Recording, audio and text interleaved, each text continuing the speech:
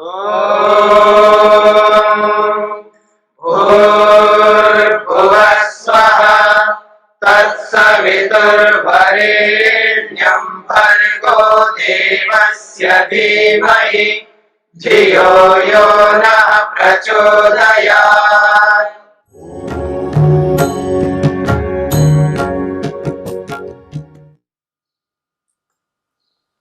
विभूतिपाद के 32वें सूत्र तक हमने विचार किया है। आज हम 33वें सूत्र को लेकर के विचार करते हैं। प्रसंग चल रहा है सिद्धियों का, उपलब्धियों का। सूत्र है प्रातिभाद्वा सर्वम। बहुत ही छोटा सा सूत्र है।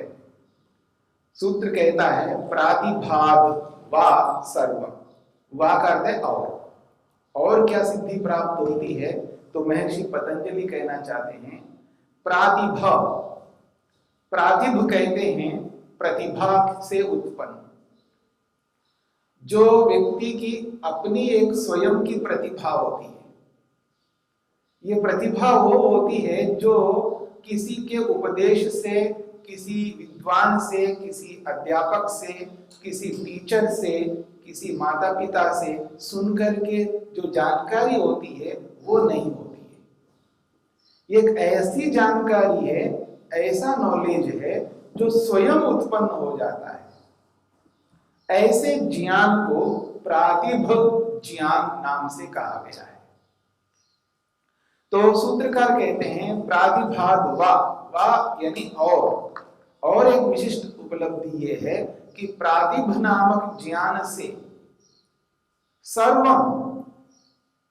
सर्वम का अर्थ है सब कुछ। अब सब कुछ का अर्थ यहां पर प्रसंग चल रहा है योग का। तो योग से संबंधित जो विशिष्ट जानकारियां हैं, जो उसके लक्ष्य तक पहुंचाने वाली जानकारियां हैं, जिसके माध्यम से व्यक्ति अपने प्रयोजन को पूरा कर सकता हो, ऐसी विशिष्ट जानकारियां उस योगी को हो जाती हैं, स्वतः हो जाती हैं। यही सर्वम का अर्थ है। तो प्रातिभ नामक ज्ञान से योग संबंधी उन विशिष्ट ज्ञानों का बोध योगी को होता है। यही प्रातिभाद्वा सर्वम का अभिप्राय है। तो देखिए महर्षि वेदव्यास इसकी व्याख्या करते हुए कह रहे हैं प्रातिभम नाम तारकम। वो कहते हैं प्रातिभ जो है ये क्या है? तो कहते हैं तारकम, एक दूसरा नाम बताया है। देखिए जानकारी तो जानकारी है, पर जानकारी के बहुत सारे नाम रखे जाते हैं। विज्ञान भी कहते हैं, ज्ञान भी कहते हैं, विवेक भी कहते हैं, विवेक ख्याति भी कहते हैं। ऐसे अलग अलग नाम रखे जाते हैं। प्रसंग के अनुसार नाम अलग अलग होते हैं ताकि उस नाम को बोलते ही व्यक्ति उसी विषय को समझ सके। तो इसलिए इस प्रातिभ नामक ज्ञान का एक और नाम भी रखा है जिसका नाम है तारक। तो तारक का अर्थ है जो स्वतः स्वयं होने वाला ज्ञान। तो कह रहे हैं प्रातिभम नाम तारकम। ये जो प्रातिभ जो है इसको तारक नाम से भी बोला जाता है। तद विवेकजस्य ज्ञानस्य पूर्व रूपम। एक बहुत बड़ी बात कही जा रही है। प्रातिभ नामक ज्ञान को समझने के लिए एक सरल उपाय बताया जा रहा है। ये प्रातिभ नामक ज्ञान कैसा होता है? तो कह रहे हैं विवेकजस्य ज्ञानस्य पूर्व। ये जो विवेकज ज्ञान है, विवेकज ज्ञान उसको कहते हैं जो सत्व और पुरुष इन दोनों की जो भिन्नता है, इन दोनों की भिन्नता को समझने से विवेक ज्ञान उत्पन्न होता है। आपने पहले पाद में, दूसरे पाद में ये अनेक बार सुन रखा है ये विवेक ख्याति क्या होती है, विवेक ज्ञान क्या होता है। जो वैराग्य के प्रसंग में इस विवेक ज्ञान को लेकर के बात कही है। दृष्टानुश्रविक विषय वितृष्णस्य वशीकार संज्ञा वैराग्यम तद्गुण वैतृष्ण्यम।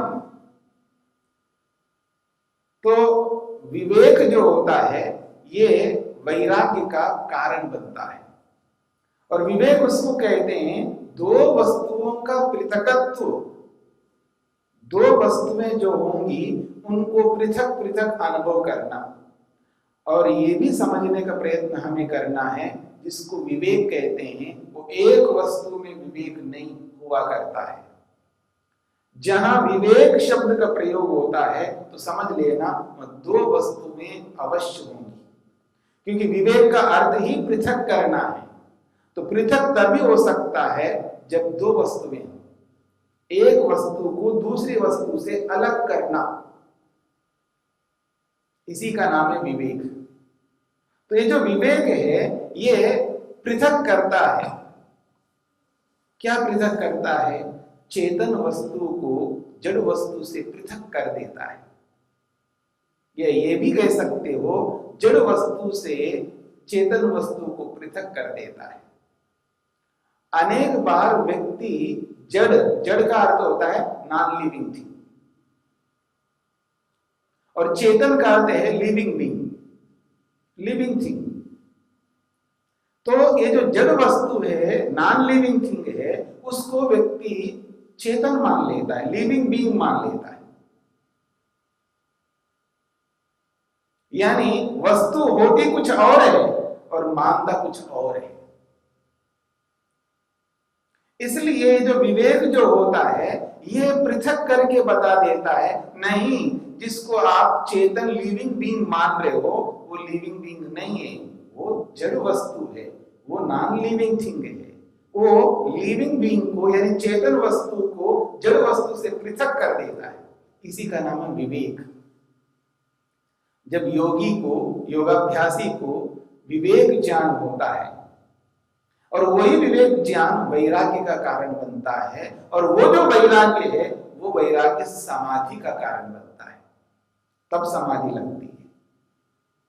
किसी व्यक्ति को समाधि क्यों नहीं लग रही है, उसके पीछे कारण है वैराग्य का ना होना। वैराग्य क्यों नहीं है? क्योंकि उसके पीछे कारण है विवेक का ना होना। और विवेक क्यों नहीं हो रहा है? क्योंकि वस्तु होती कुछ और है, मानता कुछ और है।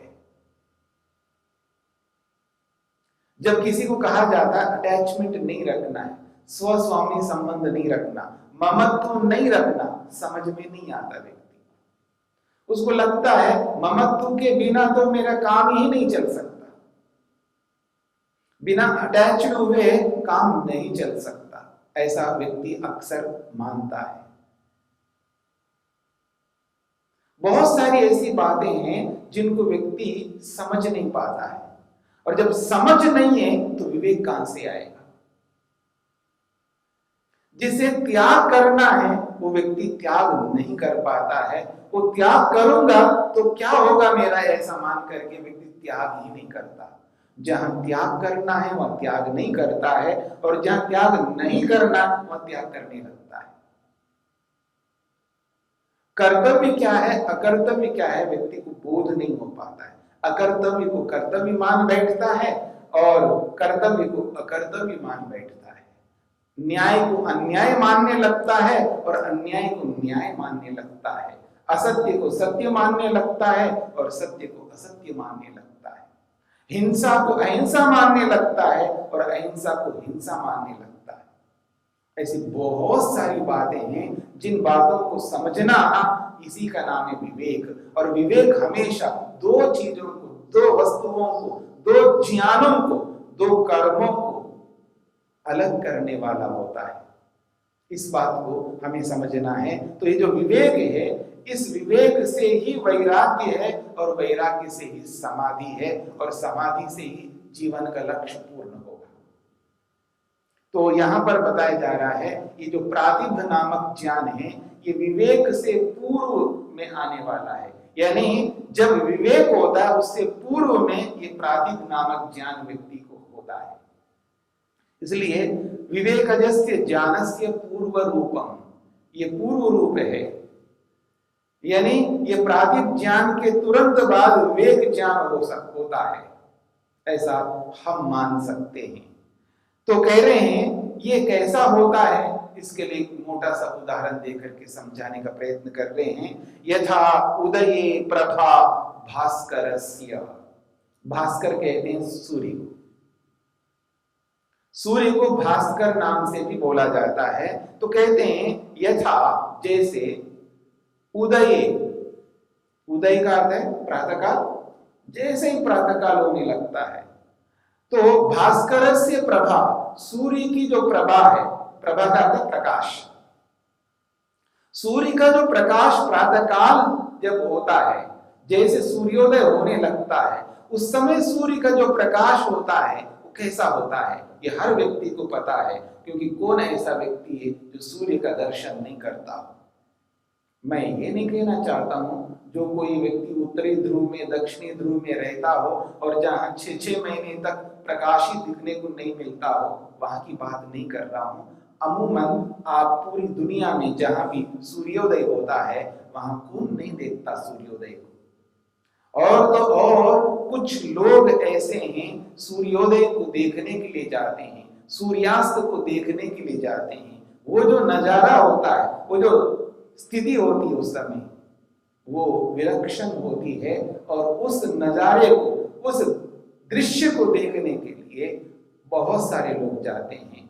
तो हमें भी जाना होता है, हम भी देखते हैं जब सूर्योदय हो रहा होता है, चाहे वो पहाड़ों के पीछे से सूर्योदय हो रहा हो, चाहे वो समुद्र में से सूर्य निकल के आ रहा हो, ऐसे दिखता हो, तब उस समय सूर्योदय के समय में सूर्य की जो प्रभा है, यानी जो प्रकाश है, वो जिस रूप में होता है, ठीक ऐसा ही मान लो कि विवेक से पहले का जो ज्ञान होता है वो ऐसा ही होता है।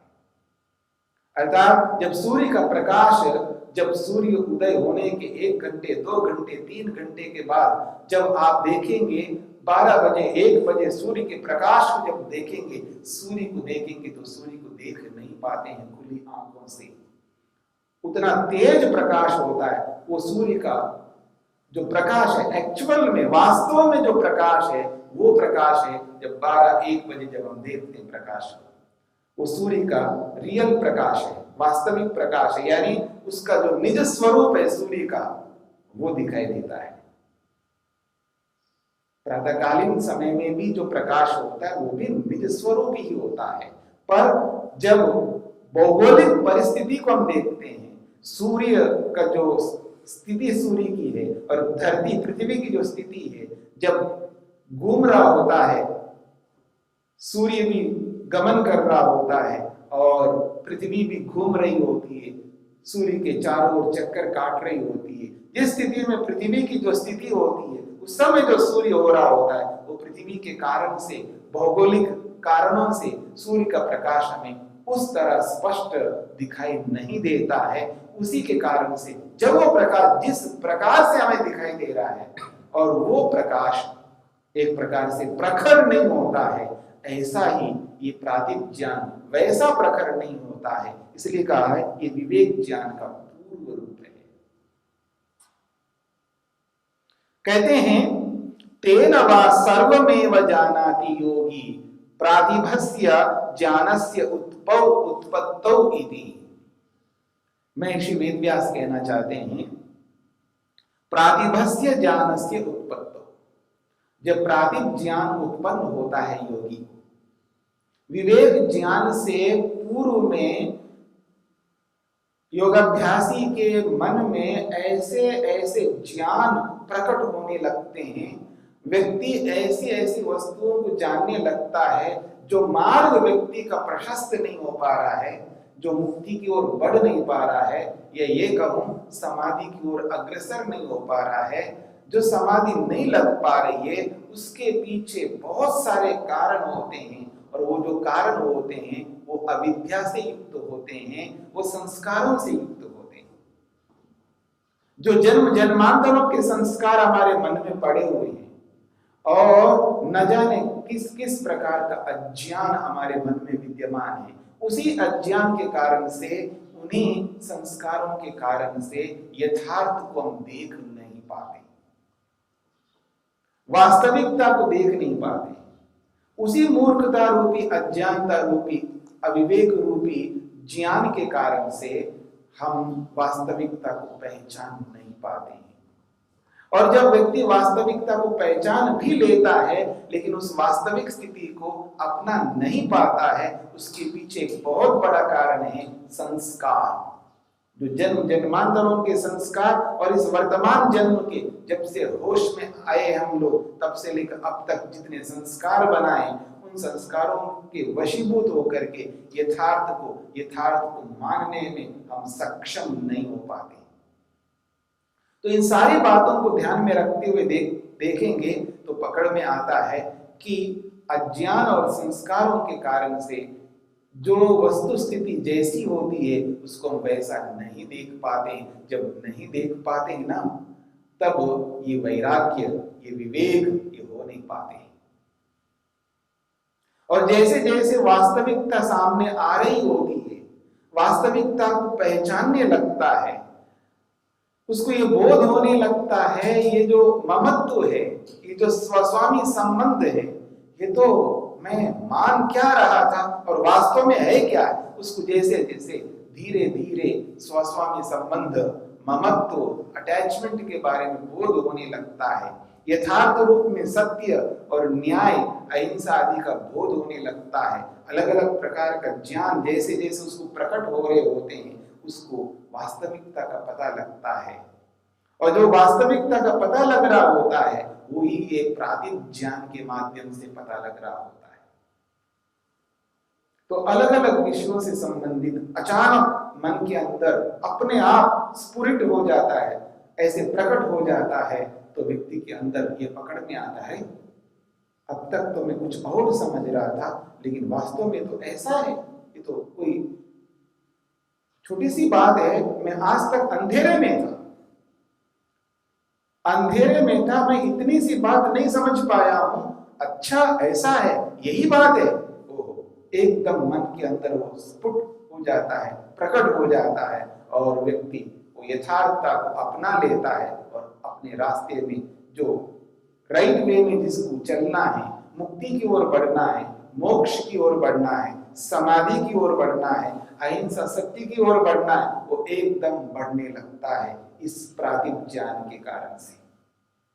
तो ऐसे ही जीवन में अलग अलग विषयों से संबंधित, अलग अलग धाराओं से संबंधित, चाहे वो कर्म के क्षेत्र का हो, चाहे वो भक्ति का क्षेत्र का हो, या वो ज्ञान विज्ञान का क्षेत्र का हो, जहां जैसी मूर्खता, अज्ञानता या संस्कारों के कारण से आगे बढ़ नहीं पा रहा था, वो सारा का सारा अवरोध वो बंद होने लगता है। तब इस प्रातिभ ज्ञान का इस्तेमाल, प्रयोग करता हुआ व्यक्ति आगे जब बढ़ने लगता है, तब उसको स्पष्ट होता है, हाँ ऐसा ही होता है। तो ये जो प्रातिभ ज्ञान है, ये विवेक ज्ञान का पूर्व रूप है। और जब ये व्यक्ति को होता है, तब व्यक्ति की आंखें खुल जाती हैं, रास्ता उसका बिल्कुल स्पष्ट होने लगता है, क्लियर होने लगता है। आगे बढ़ने में जो बाधक तत्व है वो परेशान नहीं करते, क्योंकि व्याधि, स्त्यान, प्रमाद, आलस्य, ऐसे बहुत सारे बाधक तत्व हैं हमारे जीवन में जो व्यक्ति को आगे बढ़ने नहीं देती हैं। और वो सारे के सारी बाधाएं ना धीरे धीरे धीरे व्यक्ति के जीवन से दूर होने लगती हैं। और बाधाएं जैसे दूर होती है और व्यक्ति का मार्ग प्रशस्त होने लगता है, तो ये मार्ग जो प्रशस्त होता है व्यक्ति और गति से इस मार्ग में आगे बढ़ने लगता है, तो यही प्रातिभ ज्ञान है, यही विवेक ज्ञान का पूर्व रूप है। और इसी के माध्यम से व्यक्ति आगे बढ़ता हुआ और एक दिन ऐसा आ जाता है उसको पूर्ण विवेक होता है।